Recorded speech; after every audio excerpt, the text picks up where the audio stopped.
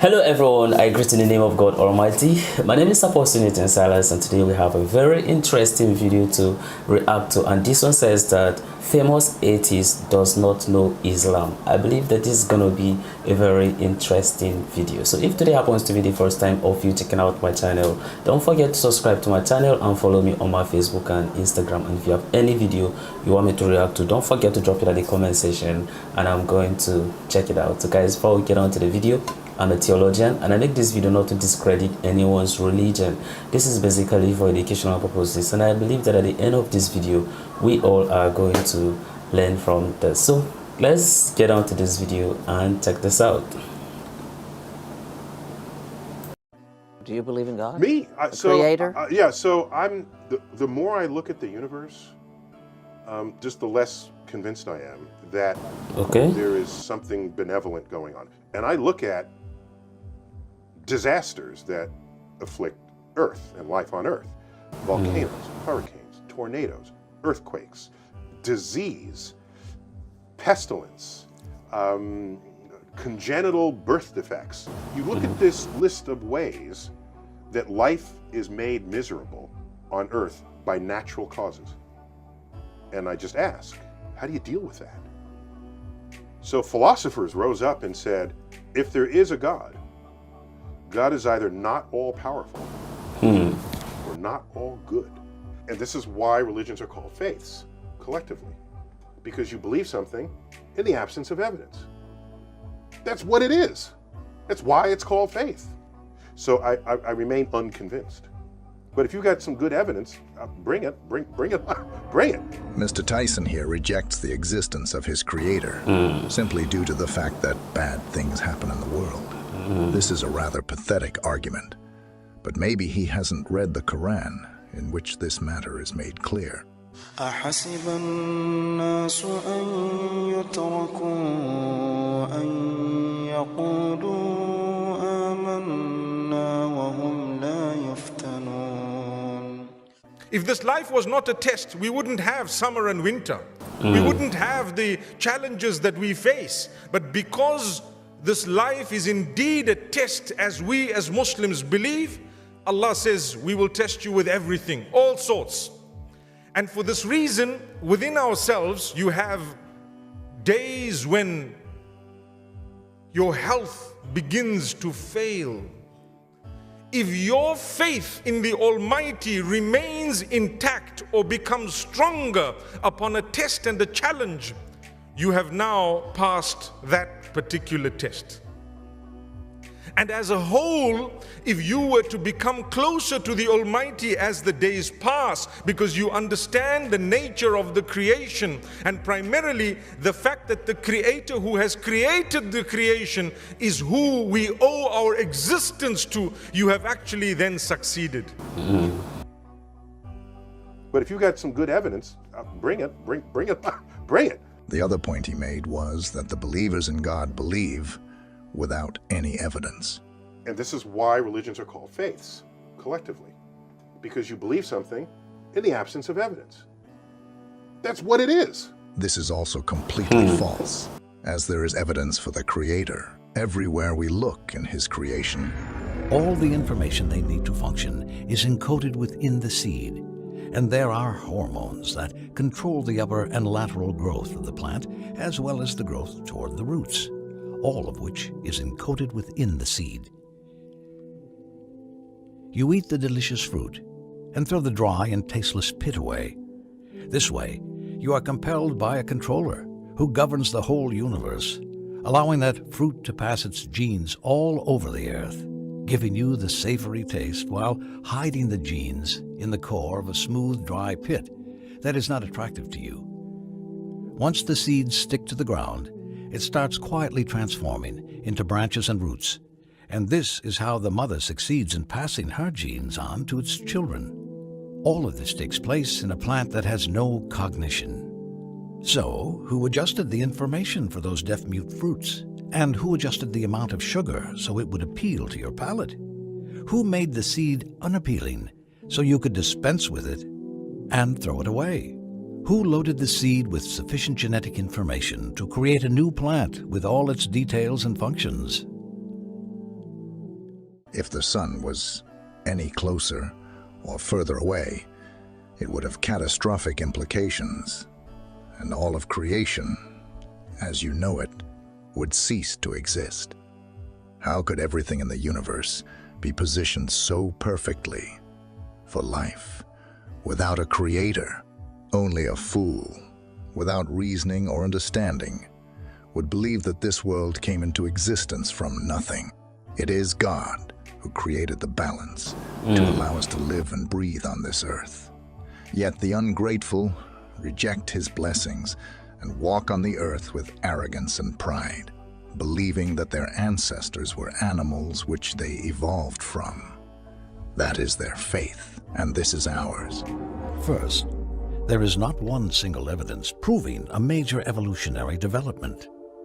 By evolutionary development, we mean the transition of one species into another form of species. Scientists have never been able to verify or spot a single evidence on a transition from species to another, and all of these are just mere speculations. So, how can an atheist choose to believe in a speculative evidence and deny our religion-based solid evidence? According to the minimum gene set concept, no living organism, no matter how primary, can go below 200 genes. Nature magazine stated in their issue dated 6 January 2006 that we could never go below the border of 397 genes. Energy production alone requires at least 6 genes, and if one single gene is missing, the cell will not be able to provide any energy. Likewise, each and every basic function requires a minimum number of genes. Scientists have found that mycoplasma is the most accurate living organism on Earth. It has 468 genes, and each one of these genes contains complex proteins that could be within the range of 1,000 to 10,000 amino acids.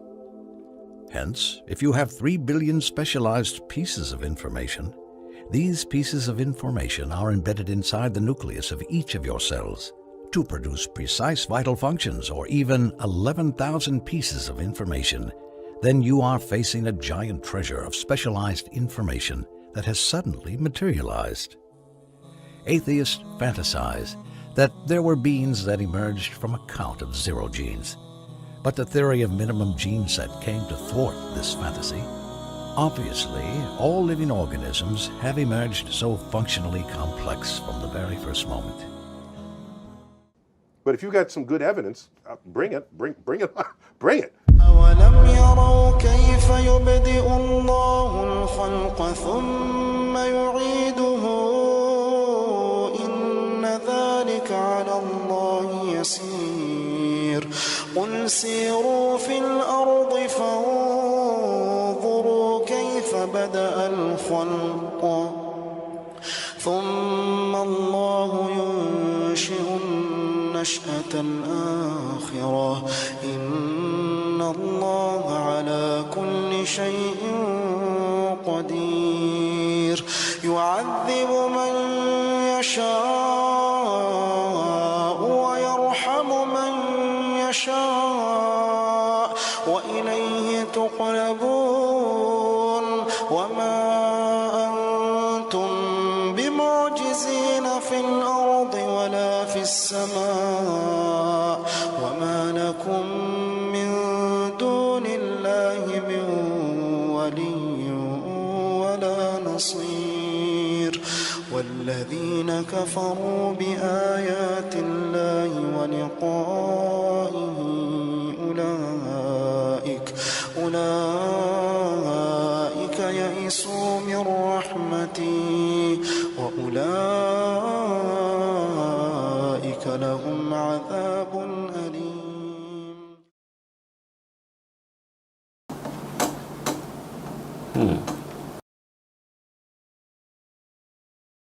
Well, that's a very interesting video, listening to Mr. Tyson, of course, making his own opinion about the existence of the creator, that is God. If you listen to him very carefully, that reminds me of Surah Yasin. Surah Yasin says that there is a city a people where God sent, you understand, 3 messengers to them to deliver to them, you understand, about his message. And then Surah Yasin make us to understand that the people, you understand, reject what the prophet, you understand, we are saying to them. But then what happened at the end of the day? The Surah Yasin make us to understand that one person was able to accept the message of God, the message of Allah. And then at the end of the day, what did the people do to the person? They killed the person. They murdered the person. But at the end, what happened? God destroyed those very people. Why?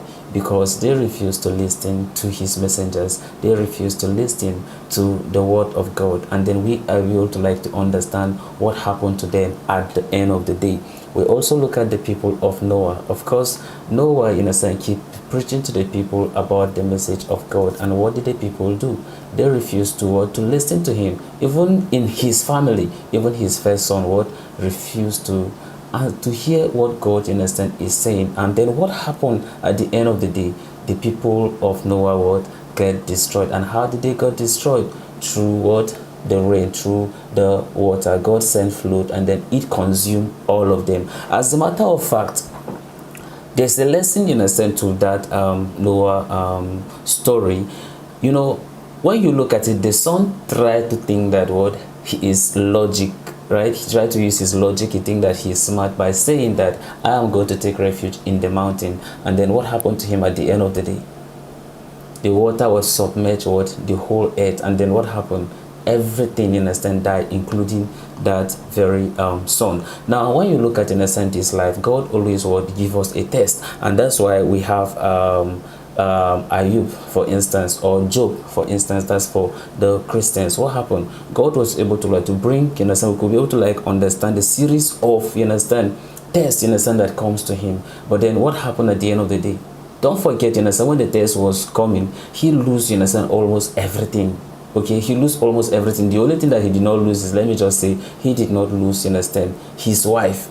But his children, the animals he was having, and everything, his belongings, material possessions, he lost everything, right? Then to the point that when the devil tested him and I got to realize that this man is not going to give in to his faith, and then therefore he let him be, and then God gives him a double fold of whatever he was having. So if you look at some of this series of tests, you realize that as far as, in a sense, you are having this life, you're going to experience series of tests. And then when they happen, it does not mean that because there's a maker that you are not going to go through all this series of all these things happening.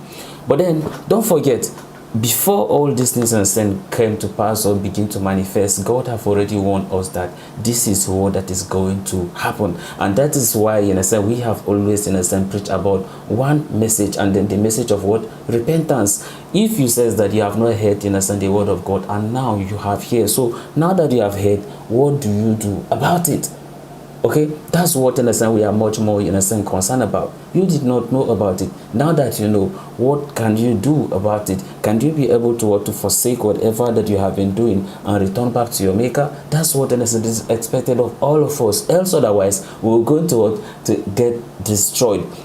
If you look at, understand what Tyson is saying, because all these atheists just believe that everything comes to existence on its own. And I've always said that even the Big Bang, something happened before, you understand, there was that very explosion that they used to talk about. So what causes the explosion? It means that something causes the explosion. And that's why I've always speak about, you understand the existence of our creation. And that does not mean that because there is no God does not mean that we are going to face series of challenges. Challenges will come. Trials will come, tribulation will come. But one thing that we are supposed to know is that we have our maker, which is going to save us. As a matter of fact, trial can even come and people can even die in the process. But then one thing that is going to save you is not that the saving that we're talking about is going to remain on this very earth, but the saving is about the afterlife, the life that will come after we leave this very earth. That is what that we should be much more concerned about, and not necessarily about some of the trials we're going to go through, because definitely we'll go through it. And then then some people will even lose their life, you understand, in the process. But then what that is expected of you and I is for us to keep on, understand, depending, you understand, on our maker,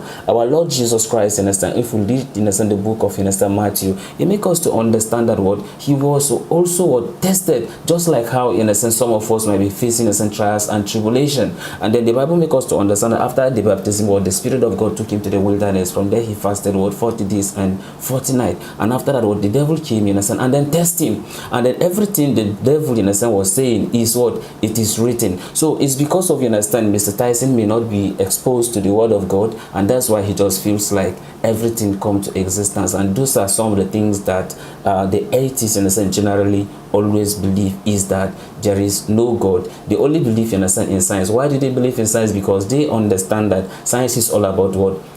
Observation. Is about what? Experiment. It's about what? Testing of theories, right? So it means that what? There's always, you understand, evidence. And then since, you understand, there's no evidence, when we are to talk about, you understand, God, then therefore there is no God. But then one thing he always, you understand, forget, just like how the video put it is, ask yourself, how did this breath come to you? Why is it that if person ceases to breathe, we cannot be able to develop anything that can be able to give that person that very same breath to come back to life again? Why?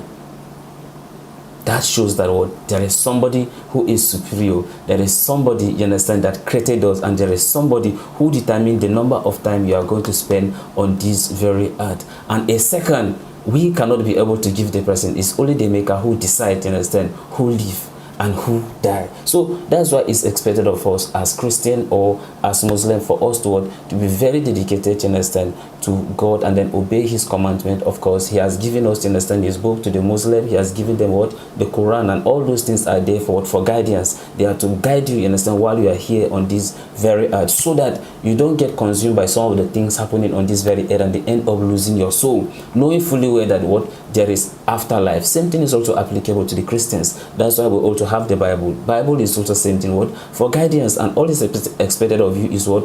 To follow his word, study the Bible, and of course, you understand, it will going to what? To guide you, what that you are supposed to do as a believer. Of course, it will be stated there, and then when you read, you can be able to have a full understanding, and then be able to understand the mind of God and what he is also saying concerning you. By be able to do all these things, you understand, that I am talking about, that can be able to like save you from what? Eternal, you understand, hellfire, that is on the judgment day, knowing fully well that all of us are going to give an account. So if I am called upon today, what will be my account? What will be our account? That is what that we should be much more concerned about. And whether we like it or not, people will go to hell, and whether we like it or not, people will also go to heaven. So the question is for me and you, when you go to heaven, it's your own decision. If you go to hell, it's also your own decision. So it's just left for you to choose. But it's been expected of what? For you, you understand, to choose the